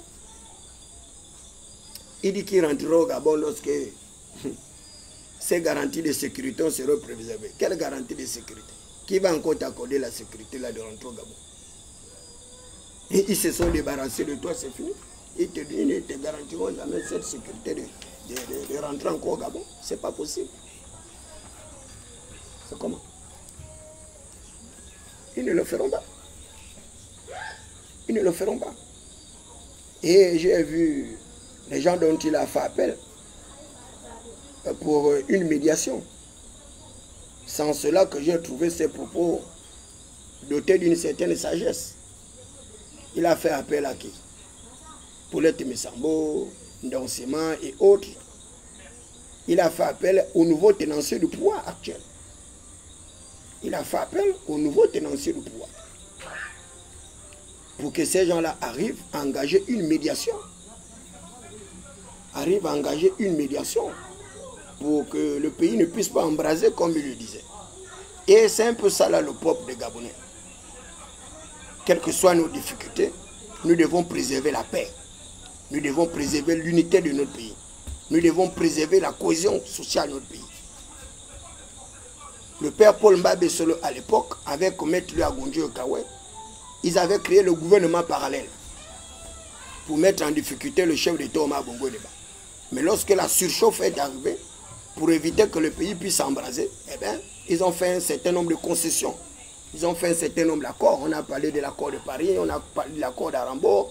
Il y a eu beaucoup d'accords comme ça pour préserver l'unité de notre pays. Et Agondio Kao avait parlé de la paix des braves. Voilà un acteur politique de l'opposition qui a souffert le martyre de son positionnement, mais qui n'a pas voulu que le pays puisse s'embraser. Il a préservé nos institutions, il a préservé les vies des Gabonais. Jean-Pierre Ngokoka l'a fait pareil. Il a dit aux Gabonais, allez-y voter. Le reste, je m'en occupe. Mais le reste, là, il ne s'en est jamais occupé. Il allait s'asseoir à sa piscine jusqu'à ce qu'Ali termine ses 2 mandats. Et là, nous avons encore un autre prestidigitateur. Après de 70 ans bientôt, la Constitution est claire. Tous ceux qui ont plus de 70 ans ne pourront pas se porter candidat à l'élection présidentielle. Mais notre frère Ondosa continue ses rêveries.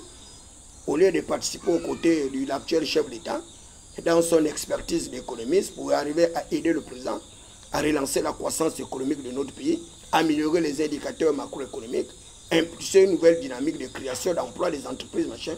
Lui, il poursuit la course au pouvoir pour être le président de la République. Quel président de la République ça va être au Gabon? Mais à un moment donné, il faut que nous soyons quand même consciencieux de nos limites. Est-ce que être président, c'est le seul poste de responsabilité qu'un Gabonais peut avoir pour aider ses concitoyens, pour aider son pays? Il n'y a que le poste de président de la République. Il n'y a pas d'autre poste ici au Gabon où vous pouvez parfaire vos connaissances, où vous pouvez aider le chef de l'État, aider le pays à avancer, mes amis. Jean-Pierre Ngokoka, il était à l'Union africaine. Est-ce qu'il était président de la République? Ils sont pleins dans les organismes financiers internationaux, etc. Mais je ne sais pas cet entêtement à être président de la République de la part de ces Gabonais. Et c'est des mauvais Gabonais en plus qui veulent la fonction présidentielle. Attendez, vous allez voir avec le code électoral. Tous ceux qui étaient cachés là, qui ne voulaient pas s'exprimer là, après la mise en place du code électoral, vous allez voir, ils vont sortir de leur territoire comme des grenouilles, comme des cafards. Vous allez les voir. Et dès que ceux-là qui ont moins de 70 ans là, les jeunes loups du parti, avec d'autres indépendants là, dès qu'on va mettre les critères d'éligibilité à la fonction présidentielle avec le montant, comment on appelle ça, les montants de financement, dès qu'ils vont sortir là, 50 millions, vous verrez, il y aura des milliers de candidats là, contre Brice Koto, les Gigam. Tout ça là seulement pour la distraction, pour emmerder les Gabonais.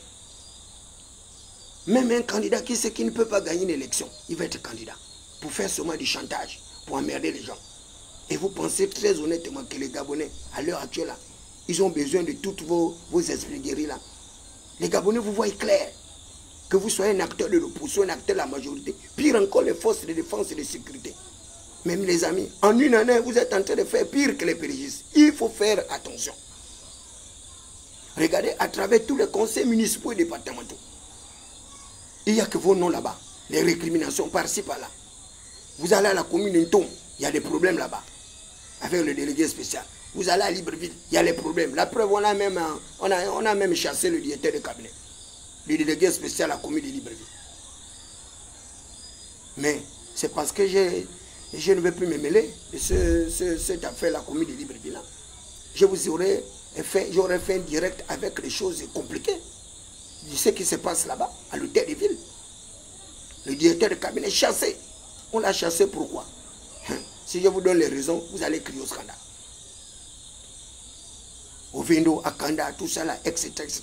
Mais, regardez, Libreville, les poubelles partout. Les poubelles partout. On a crié sur les pérégistes, leur gestion chaotique, la gestion de la ville. Mais les poubelles là, qui enlève ça? Qui doit enlever les poubelles là? Mais mon Dieu, mais vous avez le pouvoir. Enlevez les poubelles. Vous avez les agents, vous avez le génie militaire, vous avez l'argent, vous avez tout. Dès qu'on filme les poubelles, on montre, oh, ils sont contre l'IGI. Ce sont eux, ils montrent seulement ce qui est mauvais, ils ne montrent pas ce qui est bien. Donc nous, quand on montre ce qui est bien, ils sont contents. Mais quand on montre ce qui n'est pas bien, on devient maintenant contre l'IGI. Mais on ne peut pas garder les poubelles comme ça. On ne peut pas les garder. Il y a une prime pour, il y a une taxe pour la poubelle. Toutes les fois vous payez le ticket EDAN, regardez bien dedans là, il y a une redevance qu'on vous prenez pour la poubelle. Pareil pour la communication. Mais cet argent qu'on prend pour la communication là, on refuse d'informer les Gabonais. Le seul média d'information des Gabonais, c'est Jonas Moulenda. Tout à l'heure, à 20h là, on sera connecté. C'est devenu notre pain de vie quotidien. Les journaux, on ne les suit même pas. La chaîne 1, on ne les suit pas. Gabon 24, encore, grâce à son contenu politique, les gens arrivent à suivre. Mais les autres chaînes de télévision, zéro. Mais ils ont les subventions. Le chef d'État a même quadruplé la subvention pour inciter ces personnes-là à informer le Gabonais. Il n'y a rien. Mais Opianga vous a donné un certain nombre d'informations. Mais faites maintenant des investigations. Informez les Gabonais. Il n'y a rien. Yuan qui est là-bas en France, le ministre de la Justice est là-bas. J'espère qu'il va l'extrader. Qu'il va mettre le criminel là dans l'avion. Mais si c'est pour dire que c'est les activistes qui vont aller extrader là-bas, mais c'est ridicule. C'est vraiment le comble. C'est le comble. Vous allez aller extrader des Gabonais qui ont déjà le mal de vivre, qui ont souffert d'un système qui les a meurtris. Ils ont réussi à fuir, se retrouver en France. Et vous avez le pouvoir, vous allez les extrader de la France pour les amener au Gabon. Vous leur avez trouvé le travail. C'est vous qui allez leur trouver le travail au Gabon. Vous avez conçu les maisons pour loger ces gens-là. Vous avez trouvé les centres de formation universitaires et autres là, post-universitaires, pour former ces Gabonais-là. Ils sont en France 7 ans, 10 ans, 15 ans, ils n'ont pas les papiers. Vous voulez les ramener au Gabon pour faire quoi? Si déjà même en France où ils pouvaient avoir des métiers faciles, ils pouvaient avoir un emploi facile pour nourrir leur famille, ils n'arrivent pas. C'est au Gabon, vous allez les ramener avec le taux de chômage très élevé comme ça. Vous allez les ramener ici. Vous avez déjà trouvé comment? Donc vous les ramenez pourquoi? Pour les mettre en prison. Et vous avez les problèmes. Vous allez extrader quelqu'un de la France pour l'amener au Gabon pour le mettre en prison. Et vous allez le nourrir. Vous allez Non mais vraiment, c'est vraiment ridicule. Il faut arrêter d'emmerder les gens. Je vous dis, arrêtez d'emmerder les gens. Nous sommes dans un processus transitionnel. Qu'on est dans une transition, on est dans un régime d'exception. Dans un régime d'exception, il y a des choses qu'il faut éviter de faire. Arriver d'abord à la légitimation du pouvoir. Il s'agit d'abord de cela. Légitimer d'abord le pouvoir. Légitimez-le. Légitimez-le. Légalisez-le. Légalisez d'abord le pouvoir. Mais tant que vous n'avez pas légalisé le pouvoir, tant que vous n'avez pas légitimé le pouvoir, mais sur quelle base vous traquez les gens? Sur quelle base vous traquez ces gens-là? Et c'est curieux. Tous ceux qui étaient dans l'opposition hier, qui décriaient la gestion chaotique d'Ali Bongo Deba en matière de droits humains, ce sont aujourd'hui qui encouragent les violations des droits humains. Mais les amis, un jour, vous aussi vous allez vous retrouver comme mon frère, mon grand frère Patrick Opianga. Vous serez en cavale. Pour le moment, c'est vous qui êtes au pouvoir. C'est bien. C'est bien. Félicitations pour vous. Mais attention, un jour, vous aussi, vous allez vous retrouver en cavale. Retenez bien ce que je dis là. Un jour, vous allez vous retrouver en cavale. Moi, je l'avais dit au Séné. Je l'avais dit à Nourdine. J'ai dit, les amis, oui. La façon que vous êtes en train de gérer le pouvoir là, un jour, vous allez vous retrouver en prison. Ils sont en prison. Attention aux modes d'expression populaire. Attention aux modes d'expression populaire. La jeunesse gabonaise actuelle, elle n'est pas comparable à la nôtre, à celle que nous avions été. La jeunesse gabonaise actuelle, c'est une jeunesse explosive, une jeunesse meurtrière. Vous voyez bien ces gens-là, il a 11 ans, il va à l'école avec un couteau, l'autre va avec une machette. Nous, on n'a jamais connu cela. C'est une jeunesse qui exerce la violence. Et comme vous avez choisi également de les mettre dans les bandes, organisés en voyous, en brigands, en gangsters, c'est bien pour vous. Je dis bien, c'est bien pour vous. Lorsque ces gens-là, pendant l'élection présidentielle à venir, là, vont sauter les barrières de vos maisons, c'est là où vous allez vous rendre compte que donc vous-même, vous avez créé des monstres qui vont se retourner contre vous. Parce que vous n'aurez jamais l'argent pour payer toutes ces personnes-là. Ce n'est pas possible. Vous n'aurez jamais l'argent pour entretenir tous ces brigands, tous ces gangsters, tous ces bandits que vous êtes en train de former.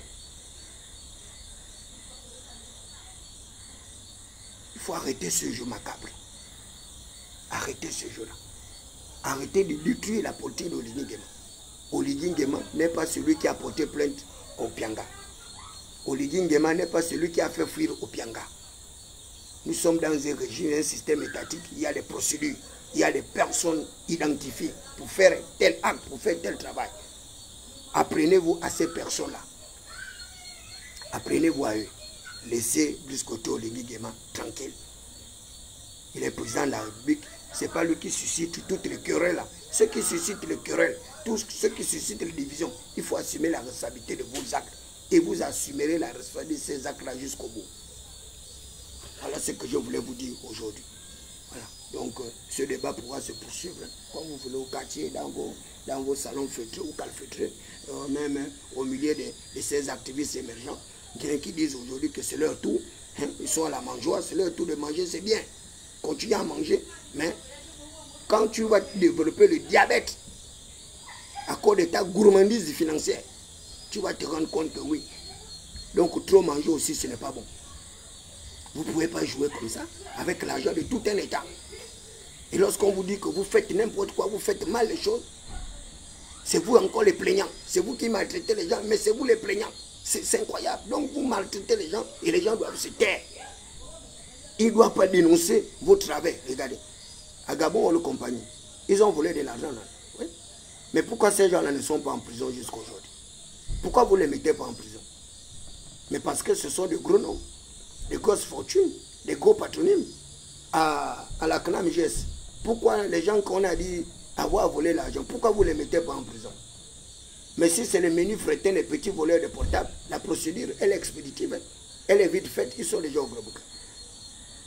Mais ces gens-là sont encore dehors. Là, on va nous dire quoi? Ils ont pris les avocats, oh, et la procédure en cours, c'est cela. C'est ridicule. C'est ridicule.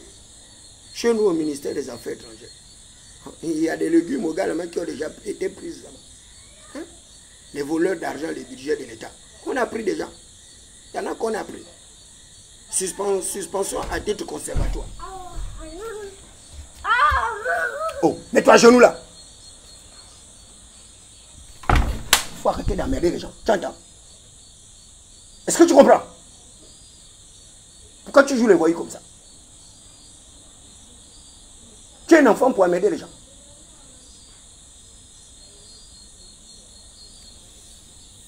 Excusez-moi, c'est mon fils qui emmerde là. Donc je disais que tous ceux qui détournent le fonds jusqu'à l'heure actuelle, ils ne sont pas inquiétés. Et pourtant nous sommes dans une période de transition.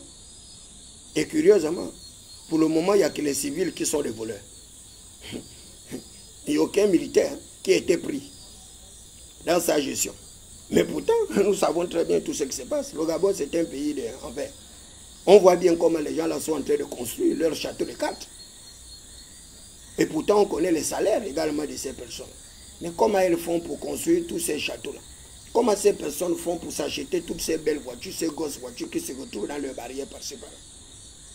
Là, la commission de la lutte contre l'enrichissement illicite, elle a disparu. La commission de la lutte contre l'enrichissement illicite a disparu. L'agence judiciaire de l'État a disparu. La Cour des comptes, n'en parlons même pas. Et vous pensez qu'on va gérer un État comme ça? Qu'est-ce qui a changé? Qu'est-ce qui a changé? Qu'est-ce qui a véritablement changé? Mais vous êtes en train de pousser les Gabonais vers le regret. Et Ali Bongo Ondimba vous a mis au défi. Je ne sais même pas si vous êtes conscient. Ali Bongo Ondimba a dit qu'il a envie de voir si les militaires feront mieux que lui. Mais à part Oligui qui est en train de construire un peu par-ci par-là. Mais le bilan qu'on va faire là, c'est quoi? Quel bilan on va faire là? On va aller aux élections là. Dites-moi un peu quel est le bilan qu'on va faire. Le bilan sur le plan politique, le bilan sur le plan économique, le bilan sur le plan social, culturel, sportif, etc. Le bilan qu'on va le faire là. Hein? On va le vendre comment aux populations? Quand Brice Côté Oligui Nguema dit qu'il est candidat à l'élection présidentielle, on le défend comment? Avec tout ce que vous êtes en train de faire. Comment on va faire pour le défendre? Comment on fera? On vous dit arrêtez de faire du mal aux gens inutilement. Vous ne comprenez pas. Et certains ont le plaisir de faire du mal aux gens. Ils ont du plaisir. Ils se réjouissent de la misère des autres. Ils sont heureux quand les autres sont malheureux. Des pauvres types comme nous, vous nous bloquez les salaires 2 mois. En fait, vous attendez à quoi? On a des charges, on a des maisons à louer, on a des enfants à envoyer à l'école. Pourquoi? C'est quoi cette méchanceté? En fait, qu'est-ce que vous cherchez? Vous devenez pire même que les PDGistes. Même les PDGistes n'agissaient pas comme vous, comme ça. C'est grave ce que vous êtes en train de faire. Mais je vous dis, plus on va aller vers la fin de la transition, vous allez voir. Les gens vont commencer à sortir de tout bois. Pour le moment, ces gens-là vous observent, ils vous regardent. Mais attendez. Attendez d'ici le mois de février-mars. La surchauffe va arriver. Puisque vous êtes fort, non? Il n'y a pas de problème. Vous avez l'argent, vous avez les voitures, vous avez les armes, vous avez les ordres de Staline, vous avez les fusils d'assaut, vous avez tout ce qu'il faut pour maintenir la sécurité. C'est bien pour vous. Allez-y, continuez à embêter la population. Continuez à traquer les gens qui ne vous ont rien fait. Continuez à faire en sorte que vous isolez Brice Koto de tous ceux qui sont susceptibles de lui apporter une aide réfléchie. Comme vous voulez être seul avec lui, comme l'était Ali Bongo Deba, un petit groupe qui l'avait emprisonné, comme l'était Omar, un petit groupe qui l'avait emprisonné, les mêmes trucs, vous avez les mêmes réminiscences de ce passé monolithique là. Parce qu'il n'y a que vous. Tout pour vous, rien pour les autres. Tout pour vous, rien pour les autres. Vous êtes pire qu'Osseni. Vous devenez pire que Nourdine. Vous devenez pire que tous ces pérégistes que nous avons décrits. Et vous pensez que ça va continuer comme ça et que ça va marcher. C'est bien pour vous. Si ça marche, c'est bien. Si ça ne marche pas, c'est bien pour vous. Mais HPO vous a dit, attention au brasier. Attention au brasier. Le brasier. Attention au brasier. L'un des rôles majeurs des forces de défense et de sécurité, c'est d'assurer la sécurité des biens et des personnes. Et nous attendons que cette sécurité-là soit effective. Mais, elle est où la sécurité-là? Tous les jours, il y a les enlèvements. On ne sait pas si c'est des enlèvements qui sont réels, ou bien c'est la manipulation, ou bien c'est la régulation. Personne ne sait. Mais, tous les jours, on dit on a enlevé un enfant passé, on a fait ceci, on a fait pas là. Mais il n'y a rien. Il n'y a pas de traces d'enquête. Les gens sont assassinés. On ne trouve pas les commanditaires. Et même si on connaît les commanditaires ne peuvent pas être poursuivis. Ils sont impunis parce que c'est le même système de l'impunité. Le même système de l'impunité qui se poursuit. Les détenteurs de capitaux, les nantis, les riches, les plutocrates, les autocrates, les aristocrates émergents, les bourgeois, ils ne sont jamais poursuivis. Ils ne vont jamais en prison. Mais ceux qui vont en prison, c'est le menu fretin. Comme les David Mbekoma, ceux qui n'ont rien. La classe laborieuse, le prolétariat. Mais un jour, lorsque le prolétariat là va se mettre debout, vous n'aurez que vos larmes pour pleurer. Parce que la révolution prolétarienne là, elle est en train de faire le tour. Comme le vent de l'Ouest en 1990, qui a balayé tous les monarques, toutes les dictatures. Mais le même vent là, en train de souffler. Hein? Actuellement, il est en France. Le vent là quitté de la Russie. À l'époque de Gorbatchev, là il est quitté de la Russie avec Satan 3. Il est déjà en France, le vent est déjà en France. Il redescend. Il a déjà frappé en Syrie là-bas. Là. Il a déjà frappé en Syrie. Le monarque a fui. Il arrive ici, en Afrique centrale. Là, le même vent là, en train de souffrir. En Côte d'Ivoire, on attend les élections. Et vous allez voir comment les brasiers là vont se manifester. Parce que il est dans l'ordre des choses que l'Éternel rende justice à ceux qui affligent ces populations. Il y a des gens qui vont refuser les postes de responsabilité maintenant au Gabon. Quand on te nomme comme ça, on dit, tu dis non, monsieur le président, je préfère que vous me laissez agent simple. Parce que tu sais que la prison te guette. La prison guette beaucoup de gens là. Il y en a qui vont aller en prison là, avant les élections. Il faut les calculs là pour être candidat à l'élection présidentielle. Mon ami, tu ne vas pas arriver là-bas. Tu seras pris avant l'élection présidentielle. Tu seras en prison. Déclaré inéligible en prison. Peut-être qu'on va te sortir après le scrutin. Il y en a qui cherchent à être députés là. Pour protéger encore leurs immunités. Protéger leur argent qu'ils ont volé parce que même si le système a changé, eux n'ont pas pu être poursuivis. Ces voleurs là. Certains ont réussi encore à être à l'Assemblée, au Sénat. Mais le prochain mandat là, mon frère, tu n'iras ni à l'Assemblée ni au Sénat. Parce que là, on ne va pas nommer les sénateurs, comme Ali l'a fait. On ne va pas nommer les députés, comme Ali l'a fait. Il te faudrait être élu. Mais élu par qui? Par les populations qui te connaissent. Tu ne seras pas élu. Tu ne seras pas le prochain député. Tu ne seras pas le prochain maire. Tu ne seras pas le prochain sénateur. C'est en ce moment-là que tu vas rejoindre les autres également, dans l'opposition. Et tu vas t'opposer jusqu'à ce que tu vas te retrouver aussi hors du pays. Comme les Ndiabanda, comme mon frère Moudonga et autres. Et là, tu apprendras que la démocratie n'est pas un jeu. Qu'il vaut mieux faire du bien aux autres lorsque tu as le pouvoir. Il vaut mieux faire du bien aux autres lorsque tu as le pouvoir. Mais comme pour le moment, c'est le mal qui vous intéresse, continuez à faire du mal aux gens. Bravo et félicitations. Et ne vous arrêtez surtout pas en chemin. Il faut continuer jusqu'au jour du scrutin. Parce qu'en faisant du mal, là, vous allez obtenir le bien. Puisque les gens vont vous voter parce que vous faites du mal. Les gens vont vous voter, non? Parce que vous faites du mal aux gens. C'est très bien. Il faut continuer.